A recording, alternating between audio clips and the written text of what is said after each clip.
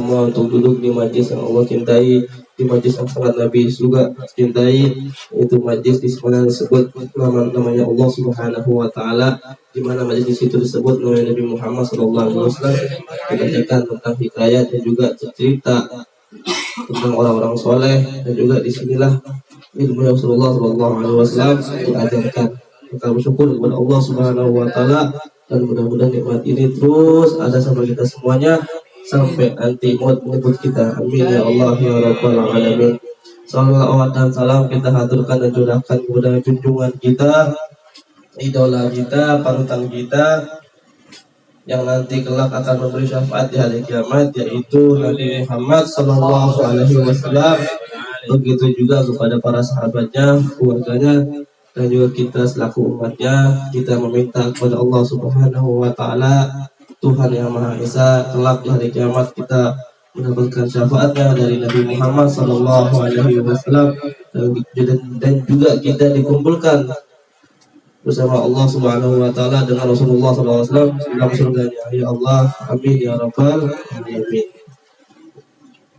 Nah, sekarang ini ada sedikit tambahan ya. Jadi bukan cuma ini doang kitabnya, tapi tambah kitab ini. Ini kitab sirah ya. Karena sekarang ini, zaman sekarang, banyak di antara kita semua ini yang nggak muda nggak tuanya, tapi nggak kenal dengan sejarah Nabi Muhammad sallallahu alaihi wasallam.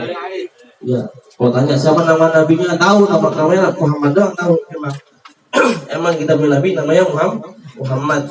Padahal namanya bukan Muhammad doang, banyak, lebih daripada, pokoknya lebih banyak daripada Asmaul Husna. Asmaul Husna ada berapa? 99. Ini lebih dari itu. Ada ratusan nama Nabi sallallahu alaihi wasallam. Kalau Anda pengen tahu, nanti bukanya tuh namanya Dalailul Khairat. Ada selawat-selawat situ, semua nama Nabi ya ada di situ. Dan juga penting juga kita untuk mendalami, mengetahui tentang sejarah hidup Nabi Muhammad sallallahu alaihi wasallam. Karena kita nggak tahu, kita nggak paham. Kalau bukan di majlis, kalau bukan tempat pengajian, kita juga nggak bakal dengerin tentang sejarah Nabi Muhammad sallallahu alaihi wasallam.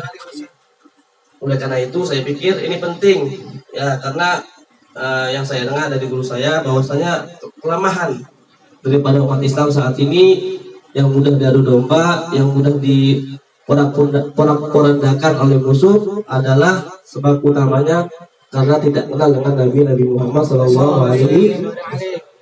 Jadi umat Islam ini banyak, cuman nggak tahu, nggak kenal, tidak mendalami bagaimana hidupnya nabinya, yaitu Nabi Muhammad sallallahu alaihi wasallam. Itu suatu apa ya, konyol, kocak ya, ngaku sebagai umatnya, nanti kita minta syafaatnya di hari kiamat, cuman kita nggak tahu bagaimana kehidupannya. Itu suatu aib, suatu kekurangan, suatu yang paling apa ya, buruk banget kalau umat Islam, umat Nabi, cuman nggak tahu bagaimana kehidupan Nabi Shallallahu Alaihi Wasallam, siapa ayahnya, siapa ibunya, siapa yang mengasuhnya, bagaimana kehidupannya, bagaimana kesehariannya, bagaimana nanti ketika beliau berperang. Wah, luar biasa. Sini saya bawakan kitab ringkasan daripada kitab Nurul Yakin fi Sirah Sayyidina Mursalin, itu tentang sirah daripada Nabi Muhammad sallallahu alaihi wasallam. Allah sendiri bilang bahwasanya di Quran itu 2/3-nya kisah, semua cerita. Ya, banyak ya, dari Nabi Adam sampai semua nabi ada di situ ya. Ada ya. Banyak.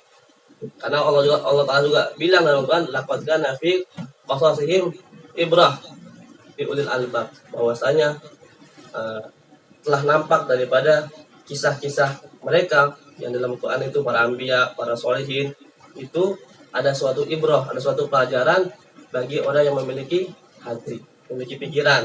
Kalau kita punya pikiran, kita punya hati, kita bisa ngambil pelajaran daripada itu semua. Apalagi yang kita pelajarin, yang kita dalamin adalah tentang sejarah dan kisahnya Rasulullah SAW, makhluk yang paling Allah cintai, yang kelak nanti semua orang akan menuju kepadanya untuk meminta bantuannya, untuk meminta syafaatnya nanti di hari kiamat. Ya, masa kita ngarep syafaatnya, ngarep berkahnya, kita doa nih. Jadi zaman sekarang jangan kita cuma taunya Ya Rabbi salli ala Muhammad. Cuma nggak tahu apa maksudnya, apa maknanya. Muhammad ini siapa? Kita nggak tahu, kita nggak kenal.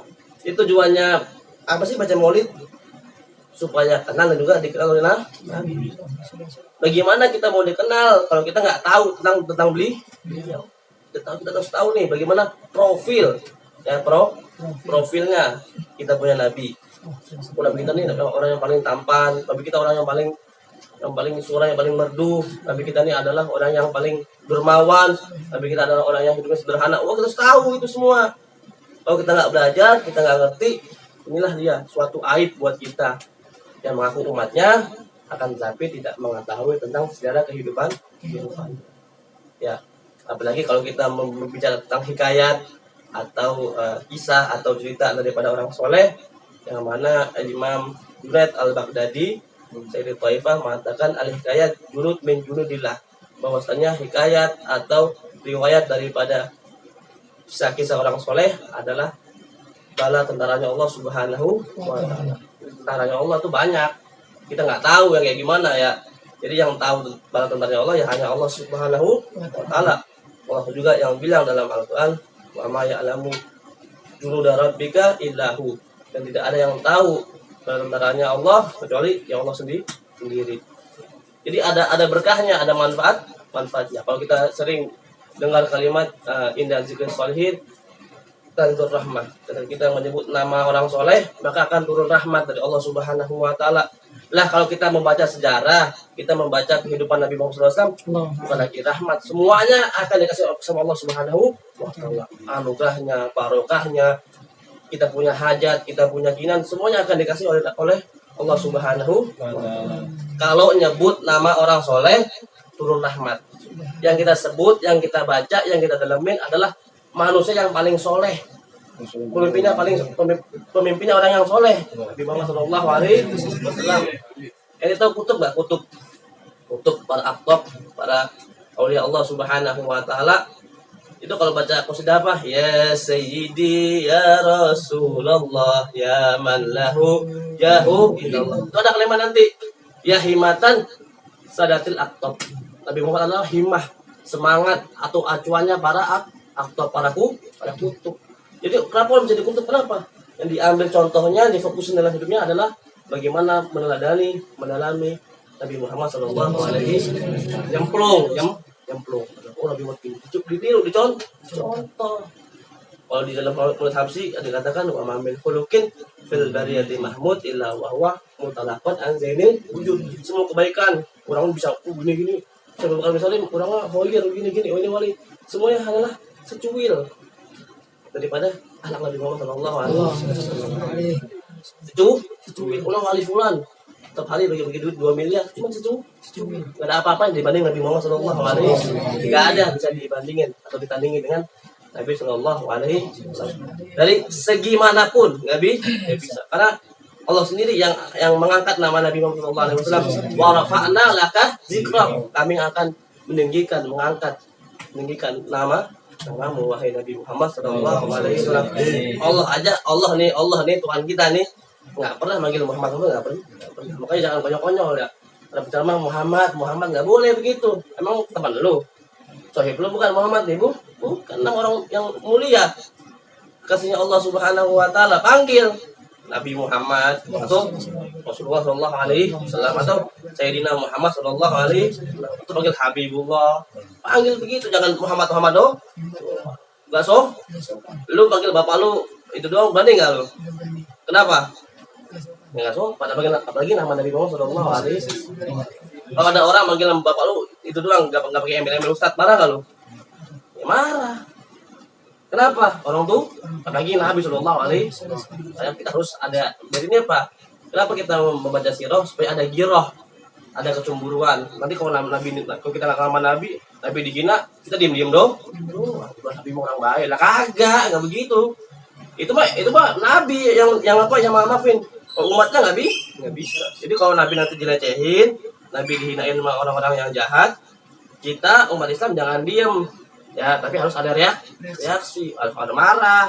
Ya kalau Nabi Muhammad emang kalau ketika pribadi beliau dicela, beliau nggak marah. Tapi kita nggak bisa, harus diem doang. Karena yang berhak untuk memaafkan adalah Nabi Muhammad sendiri. Kalau kita nggak bisa harus marah, kita harus sadar ya. Ya, itu. Itu nanti sedikit yang kita tambahin tentang ini karena penting ya biar kita semangat, biar kita nggak lemah, biar kita nanti bangkit bisa melawan musuh-musuhnya Allah Subhanahu wa Ta'ala.